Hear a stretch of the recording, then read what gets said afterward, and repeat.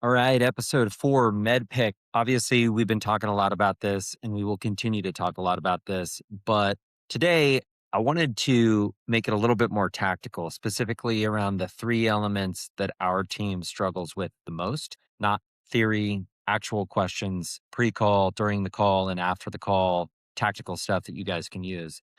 So before we get tactical, let's acknowledge where we are. So every AD on the team rated their MEDDPICC application at some deals or below, which isn't surprising because it's new. However, the three components of MEDDPICC that apparently are the hardest for the team are decision criteria, implicate the pain, and metrics. So those happen to be the three that also directly predict whether a deal closes. They're important. We know they're important. So this is really designed to kind of double click on those three areas. So let's jump into it. So obviously we know the 8 elements. A quick run through. Keep this reference slide handy because the next slide is going to go deep on the 3 marked with a flame. So metrics, what does success look like in numbers? Economic buyer, who signs the check? Decision criteria, how will they evaluate solutions? Decision process, walk me through the approval to signature. Paper process, what does procurement look like? Implicate the pain, what happens if they do nothing?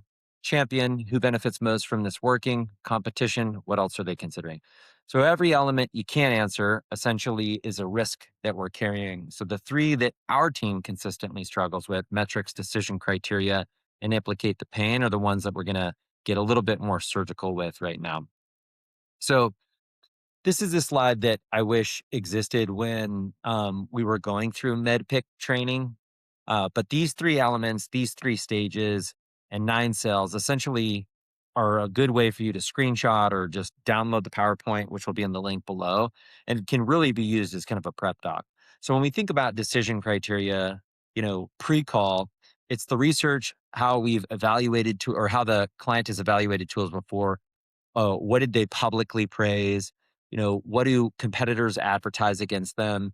During the call, it's about asking what 2 or 3 things would have to be true for them to make a change, not essentially what features they want, but what conditions they're evaluating against. And then post call, essentially reflecting back what you heard and confirming that you got it right before you build anything. Implicating the pain, pre call, that's all about identifying the operational costs of their current problem, manual reporting, missed stories, slow share of voice data. What does it actually cost in time, reputation, or dollars? So we're going to really workshop this on some deals. But during the call, it's all about putting a number on it. So we don't want them to stay vague.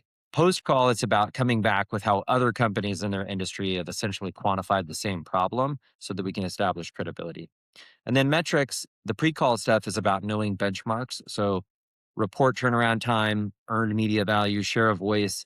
During the call, it's about asking them to put a dollar figure on the improvement. What does a 90% reduction in manual reporting time actually worth? And then post call, it's about building the value case, asking what number makes this a no brainer so that our champion has something that they can take to the economic buyer.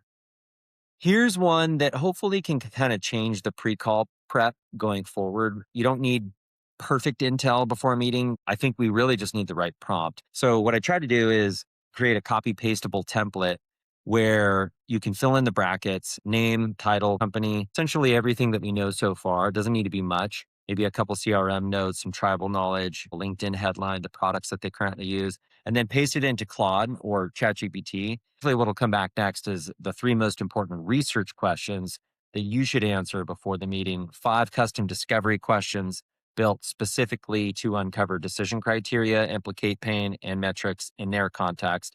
So they're not generic questions, they're customized questions built around essentially what you told it, and 2 post call follow up questions to advance the weakest MEDDPICC elements after the meeting. So 5 minutes before every call, that's the habit.